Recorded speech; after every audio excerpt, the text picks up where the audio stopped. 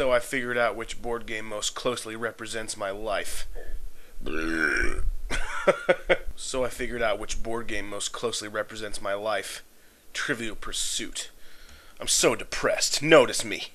The board game that most closely represents my life is Dungeons and Dragons, mostly because that's literally all I do with my life. The board game that most closely represents my life is, Clue, I guess. Yeah. Mousetrap. Hungry Hungry Hippos. And so on and so forth.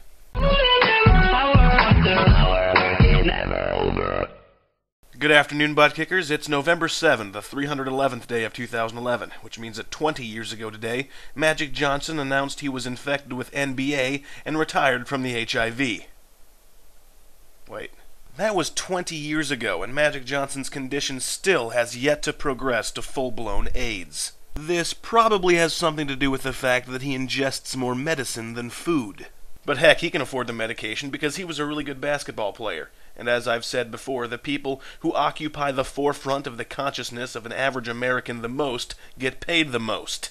In order of least consciousness occupation to most, it goes right-wing politicians, left-wing politicians, writers, directors, musical artists, athletes, and then celebrities. And as you get higher on that continuum, skill has less and less to do with how much space you occupy in the human consciousness. Right-wing politicians have the toughest crowd. They're old, world-weary Republican supporters. They can't just be figureheads, they have to deliver 100%. With left-wing politicians, there's a notable hint of fanboyism, probably due to their command over the younger demographics. In short, it's hip to be a Democrat. Writers and directors, while skill governs their initial reception, more often than not degrade into icons just the same.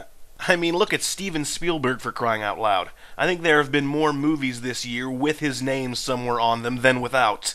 Coming this winter, The Destruction League, directed by some guy who knew a guy whose second cousin peed in a urinal next to a guy who looked strikingly similar to Steven Spielberg.